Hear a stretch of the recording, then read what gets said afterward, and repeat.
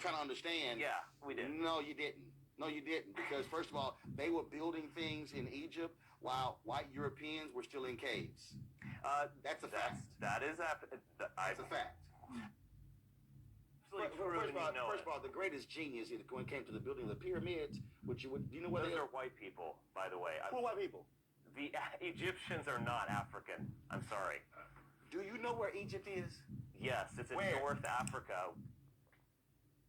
Many of the early archaeologists came to the study of ancient Egypt and ancient Nubia from the perspective of Semitic languages or the study of the Hebrew Bible. And it was very important to them to bring Egypt specifically into the sphere of biblical studies. And so they had to carve Egypt away from Africa to bring it into that sphere. And the way that they did that was they used race. So these early archaeologists effectively made ancient Egypt white in the sense that they made it part of a dominant Western culture, and ancient Nubia was separated from that. It was black. And this was how they took Egypt out of Africa and put it into this Semitic sphere, this biblical sphere. And that is also one of the reasons why we are taught that Egypt is not in Africa. Egypt is supposedly in the Middle East. There's no such thing as the Middle East. What folk are dealing with is removing Africans from Africa, removing African history from the story of African people, and assigning it to other people, whether that history is political history, scientific history, or religious history. Our story has been stolen and has been used by others to empower themselves. And that's one of the reasons why we are the most physically... On this video, you can see that is still a debate. There is still a debate going on about who actually built the pyramid of Africa. You see the Western deception to want to take ownership of the civilization that have been created by the Black Africans. I want you to listen to this very video carefully, and then you can understand the deceptions of the white folks. We listen to everyone else's interpretation of us, and all of those interpretations present us at our lowest. So until we can step back and be courageous enough to identify that African that is in us and begin to see the world through their eyes, we will always be inferior to others. Those old ideas about black inferiority were completely wrong, without foundation. As it happens, modern science has given us a vast fund of new and reliable knowledge which shows that the black peoples do indeed have a history of their own, as rich and strange, as long and sometimes surprising as any major branch of the human family. 5,000 years ago, this homeland had already become the scene of a civilization in many ways unmatched anywhere else in the ancient world. When the Africans were building high-rise building, doing sophisticated architectural construction in all across Africa. By the way, I want you to realize that Egypt was not the first civilization in Africa.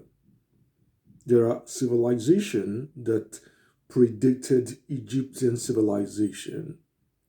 For instance, the civilization of the Ethiopia civilization had taken place before the Egyptian civilization. And according to the historical fact and according to archaeologists, the Ethiopians are the same people who migrated to the Egypt and settled in Egypt and continued the civilization and the construction in Egypt. So the Egyptian civilization is definitely an African civilization. But you can see that there is a struggle going on to, take Egypt away from Africa and, Egypt of the pharaohs, in the African land that was the gift of the god of the Nile. Now, you are right here at the pyramid. The outer casing of these pyramids are 5 tons each, and the inner casing are 50 tons each. This pyramid of Khufu is built in the 4th dynastic period. There were no people at this particular time called Jews who built the pyramids, and definitely not Mackenbegan. Mackenbegan is an Ashkenazi Jew from Poland, and he stood here right where you are now and said his people built the pyramids.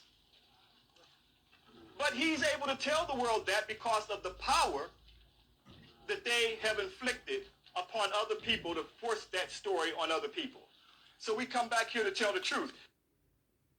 But the discovery of the tombs of the pyramid builders reconstruct history and tell us that the builders of the pyramids were Egyptians and the builder of the pyramids were not slaves. The Western concept that these were built by slaves that were badly treated has to be abandoned. And no, it was not built by Jews when they were enslaved in Egypt. Jews were never enslaved in Egypt. Jewish scholars are beginning to acknowledge that historical reality. So if the Jews were enslaved in Egypt and the pyramid was built 2400 BC before Abraham was born, then how can the Jews create something before they came into existence? When you study our story, our history, you realize that other people's story just does not hold up.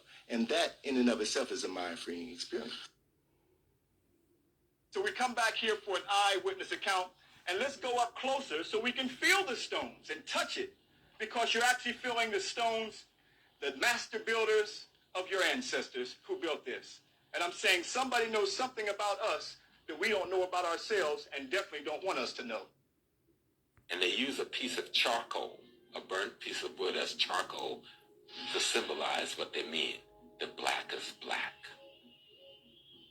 And all of their carvings of themselves, they paint their skins dark brown or black.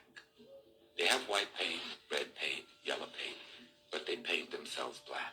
How anyone in the world, with so much information available for the public to see, can even be under any illusions that the Egyptian was even light-skinned? Just when you look at climate and weather, if you go to Egypt, you will notice that the weather is quite hot. And you will notice that it is almost impossible to be able to be outside dressed the way the carvings on the walls are as it relates to the people. Because you would get melanoma before we even knew melanoma existed. So they could not have been depigmented or less pigmented. They have to have been heavily pigmented. So what we have then is various eyewitness descriptions where people visited Egypt and they left an account of the Egyptians in their texts.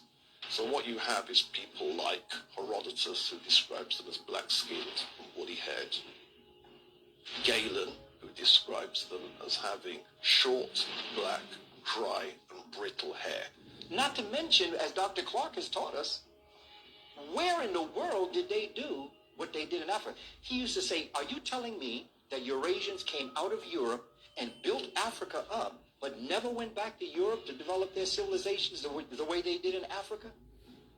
Or does it make sense that it was built up in Africa and it was sporadically brought across the globe to China and to Iraq and to Iran and into Europe, where you have the Stonehenge?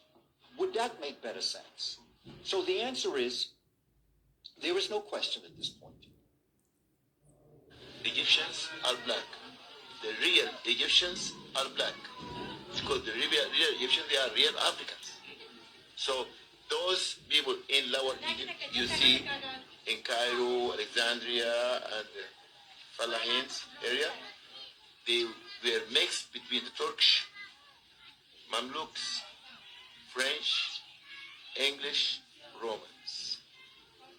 So those people who come to attack Egypt in that time, they couldn't come to Upper Egypt, to the south, which we still have the same color, our dark color or black color.